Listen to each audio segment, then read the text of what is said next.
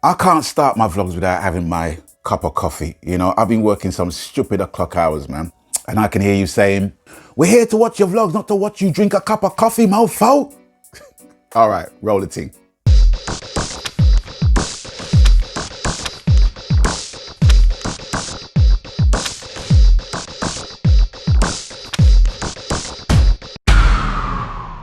Greetings, one and all. This is Lloyd Brown, and welcome social media family to Lloyd Brown Music, where today I'm going to be starting the Untitled album series. And this series is actually just giving you an insight as to how the album came to be, what was the process involved, and some of the technical aspects involved in making the album, of which I'm only going to feature 3 tracks from it, from a 20-track album. So you probably get the picture, you know, knowing that with the 3 tracks that I'm working on and presenting to you all, it's the same process basically for the other 17 tracks. I don't have to go through the whole entire album just to make the point and just to illustrate the point. So that really is the synopsis of the series. But in order to actually give you an insight as to how the album came to be, obviously starting at the beginning, but I have to go a bit further back and explain to you what was happening prior to that. Previously on Lloyd Brown Music, Friday the 28th of February was the release date of 2 of my albums, 2 project albums, my 24th and my 25th studio album. The 24th being the Salute project, which was basically an album of my songs reinterpreted musically and sung by various artists from the reggae and soul and the R&B field. The reason why I done that was simply because I wanted to salute the songs. Now, some people might think it was a vanity project all about myself. No, it was not. I wanted to celebrate the songs because of the songs' meaning to a lot of people and my fan base letting me know how much those songs mean to them. So in turn, I decided to undergo the project by making the Salute project album. Now with tribute albums, it's usually produced by a third-party producer and they get all of the artists to sing cover versions of those songs that they're giving tribute to or the artists that they're giving tribute to in the same way. But I decided I wanted to do it completely different. That's how it was more or less done. The great thing about it, it was tracks that the artist chose. I didn't say, well, you must do this track, you must do that track, you must do this track. It didn't come about like that. I gave the artist free reign as to what tracks they wanted to voice over. They had a choice of 3 Lloyd Brown tracks. And just in case 2 people wanted to sing the same track, that I would make an executive decision. But sometimes the decision was basically made for me as to certain people wanted to sing a specific song, no arguments. So it only happened on a couple of occasions, but fundamentally, it all ran smoothly as to which songs people wanted to sing on the album. And I was very happy with the album, very pleased with the album. It was a pleasure to make. It was a pleasure to link up with all of the other artists and, you know, just to kind of take them out their comfort zone a little bit and just to feature them on something different than they would normally do on their own relative projects. So I was very happy and very pleased about that. My 25th studio album was entitled Therapy. Now, the Therapy album was a very heartening album for me to make because the album titled and the content served as therapy to me. The last 2 years before that album was made, I wasn't really in a good place. I really was not. I wasn't in a good place. Without getting too dramatic, I didn't really place no value on my life or what I was doing in my life. I was kind of like just on a hamster wheel, just churning the music out by way of expression. I'm not saying that the songs that I was making on even my previous album, Vocalist, was a hamster wheel album. It was not at all, because the albums that I make have specific meanings and they're all wrapped around a concept. The album Vocalist was an album basically reaffirming my position as a vocalist and what music means to me and what life means to me, what love means to me, what loss means to me. So it was all encapsulated in that album. Between that album and the Therapy album, I basically was not having a good time of it at all. I was going through a lot of mental issues. I was going through a lot of social issues. I needed the help. And one thing that music had always done for me, music had always kept my head above water, because it was a way of me to express myself as to what my situation was, where my headspace is at, and what I yearn for. Music had always been a catalyst in that regard. So with the help of a few of my friends that came to my rescue, with the help of counseling, with the help of soul searching, and just dealing with minor things in a minor way, as opposed to dealing with minor things in a major way, to the point where I'm denigrating myself in doing so, I decided to make the album Therapy. And if you listen to the intro of the song Therapy, it features a lady called Elizabeth. She wasn't a voice actress. She was actually my counselor. She was my actual counselor that I had. And it just felt right to include her on the album. When I asked her, would she mind doing the introduction, she thought I was joking. And I said, no, I am serious. I want to feature you on the album, to introduce the album.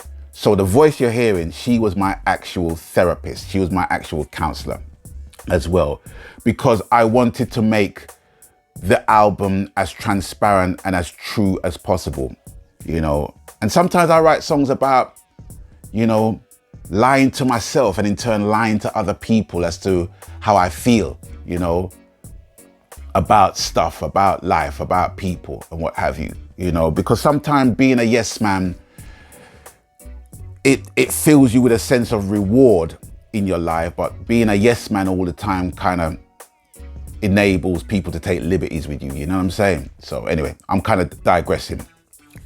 But that was the basis of the Therapy album, and they both came out on the 28th of February this year. Then March came, and I was thinking, well, what do I do for my next album? There was two things I was pretty much sure that I did not want to do for my next album. Number one being, I did not want to sing on any lick over rhythms. I was pretty much waned on that. I was pretty much tired of that. I was pretty much bored of that. Now, I'm not saying for a second that those rhythms and those foundation tunes and what have you, you know, don't have their place in reggae music history. But from my perspective, within the consistency of me making the albums that I make, I feature quite a lot of those tunes, from Treasure Isle, Studio One, Channel One, all different labels that was synonymous with some of the great tunes that came out from the 70s, 80s, 90s, and what have you. I performed on a lot of those rhythms. And yes, I've had hits on those rhythms as well. But the thing with me and the thing with Jetstar at that point was that they had a very smart idea as to whatever rhythms were coming out of Jamaica, Jetstar would actually relick the rhythm and have people like myself and Don Campbell, Pete Harningale, voicing on those tunes to redress the balance and show, yeah, you know, we could hold up our end as well. And I had done that on numerous amount of rhythms, and you know, I amassed a relative amount of success with those tracks, and I give thanks for that. But music is an art form, and art form is something that evolves. It doesn't just stay at the same thing all the time. You know, that's just being safe. You know, when you look at the music that's been made by the Beatles and Jimi Hendrix and Burning Spear and Bob Marley and you know, just good, great musicians, you know, they didn't have a safe way of making tunes. They just made tunes, you know, and they evolved within the making of their tunes, you know, and that's what it is. It's an art form. So I decided I am not going to sing on any more lick over rhythms, because with the faculties I have about me, you know, with all the cognitive skills I have around me, with the senses I have in me, it's time for me to be a lot more creative. We've been in this rhythm-centric age of reggae music for a long time now, to the point now where it's not even the artists anymore, it's the rhythms that's getting the most props. And to be honest with you, I'm kind of fed up of that, and I'm bored with it, absolutely bored with it. So that's just me. Now, for other people, it might work for other people, but I'm just letting you know what I'm thinking. Second thing that I'm refusing to do is to sing any more cover versions. I think I've sung on enough cover versions that has a place in my heart for you to understand where I'm coming from musically. I don't think there's any more songs I need to sing right about now, unless I just hear a song that really sparks my creativity and I just need to basically just cover that song because of its meaning to me. And also the fact that when I do cover versions, I like to do them in a modern way. I like to do them in a way that has the Lloyd Brown imprint as well, just to pay homage to the track. But doing so many cover versions across so many albums, I'm not saying it's limiting what I'm doing, but it's something that I need to do in order to start from a clean slate.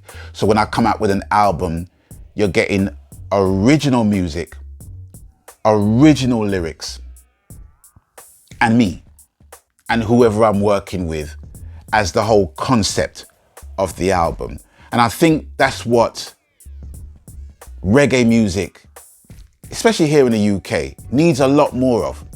I'm only speaking for myself, right? So from my standpoint, I think you need that from me. You need a whole lot more original material, original lyrics from myself. I'm not suggesting to anyone else what they need to do or what they should be doing. Done with that. So that, ladies and gentlemen, is the basis of what happened before the Untitled album came into being. Now, the Untitled album came about by accident. It really, really did. And that's the intriguing thing about Untitled, because I like to start from a totally organic standpoint when it comes to album making. Is that wherever my head is at, whatever I'm feeling, I'm going with that regardless. But what happened was that COVID came. March the 23rd was the shutdown, which happens to be my Earth Strong. So there will be more reasons for me not to forget my Earth Strong of this year more than any other year. Although the lockdown didn't really affect me as much as it affected other people who are more outward going and what have you, because I work from home. I have my studio at home, I work from home. When I shut off from social media, I'm just basically in my yard knocking out tunes and inviting collaborators to come and do what they need to basically do.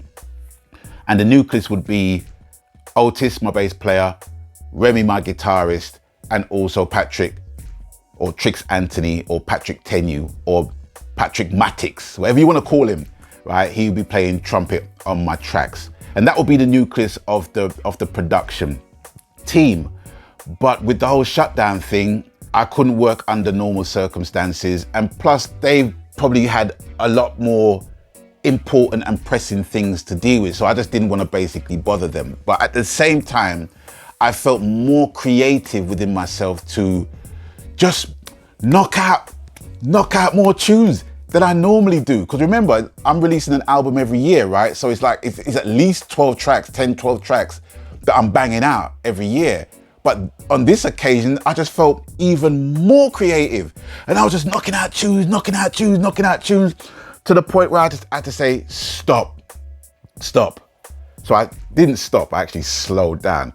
So it was in my slowing down, I received an email from a gentleman called Justin, and he is a subscriber of my Lloyd Brown Music YouTube channel. And as well as vlogs and stuff like that, I do tutorial videos where I teach people how to use certain items of software that I like. You know, it's not a fully fledged music production channel. I just give people a slice of life as to what I'm doing within the music. You know what I mean? I try not to kind of keep it in one box or in one vein. All right. But the tutorials seem to be a hit with a lot of my subscribers. And Justin was one of those people that linked me and sent me an email and actually sent me a demo of a track that he had made. I think it was around 3 tracks or 4 tracks he sent me. And I listened to the tracks, and there was a couple tracks I really liked. And there was a couple tracks I said, look, you know, yeah, it sounds good, but maybe you need to kind of like, you know, you need to kind of pare down these instruments, or you might need to just take out this instruments at that bar and this bar and yada, yada, yada. So I was giving technical constructive criticism in relation to that. Anyway, he linked me after that and sent me, I think he sent me a couple more tracks. And when I heard those tracks, it was almost like Justin was in my head. He was basically saying, Lloyd, this is the direction you need to go with your music. You need to go into this direction, and I'm gonna help you do it. That's the vibe that I got with the tracks alone. Remember, he was just sending the tracks saying, well, what do you think? What do you think? He wasn't pitching for anything. He just sent me the tracks and asked me, what do I think? And I returned the email by saying, listen, we're gonna make an album together. Because that's just me, you know.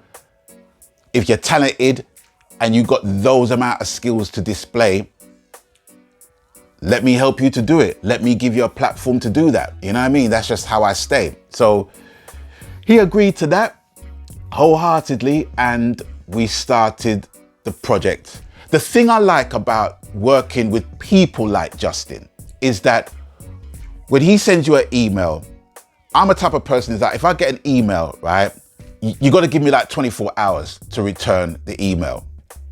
If it's social media, that's a different something, because social media is something I can just switch off, and I can switch that off for days and weeks because I don't live on social media. I just don't live on it. You know what I mean? But with emails, if it's important enough for you to send an email, it's important for me to basically send back the email. So in musical terms, anytime he would send me a track, I would always send him back a reply within 24 hours straight. You know what I mean?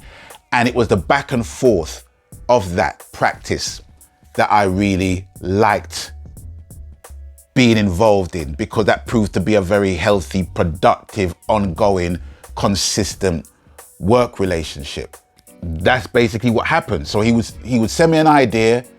I would say to him, okay, take out this, take out that, slow down the tempo. I like the first 4 bars of the track, and we can use the last 16 bars as a break, and then use the first 4 bars as the body of the song. That kind of vibe.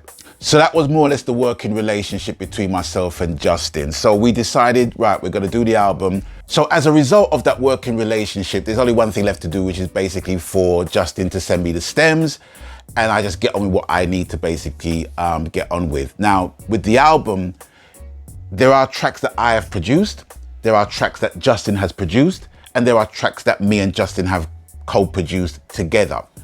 And I think that is a very, very good balance for the album. So that is more or less the content of the album and the production credit behind the album and the overall balance of the album, which you're gonna get a taste of in the next episode of the Untitled series. I really wanted to reason with you first so that you get an understanding as to what is in here and here, you know, because for me, it's all about the craft, not the hustle. Money is not my motivation. Fame is not my motivation. Chart position is not my motivation. Awards is not my motivation. 2 million subscribers and friends on my social media network is not my motivation at all. It's either you like what I do or you pass on what I do. And that's basically it. And I just do what I do to keep the music true. Because as Bob Marley said, I make music to take its rightful course and find its rightful people. And that is it, plain and simple. So this, ladies and gentlemen, concludes the first part of my Untitled web series. The next part, I'm gonna actually go into the lab and I'm gonna show you exactly how the production process starts and the plugins that I use and the techniques that I use. But I'm only going to be working on 3 tunes, so it's probably going to be another 3 episodes that will basically take up this entire web series. But I want to thank you guys for watching me, a grown-ass man, waffle and waffle and waffle on. And if you found any of this useful, people, please click the like button, click the subscribe button, and also click on the notification bell so you will get more of the very same from myself. When I say the same, just more of the theme of music and Lloyd Brown, hence Lloyd Brown music. So with that, I'm going to bid you guys adieu for now. As always, you done know the coup. People, please, and I beg you, abstain from foolishness, even your own. And until we link up next time, I'm off ski. Maganski. Later, Roonies. Bye-bye. Adio. Auf Wiedersehen. Laters. Magan.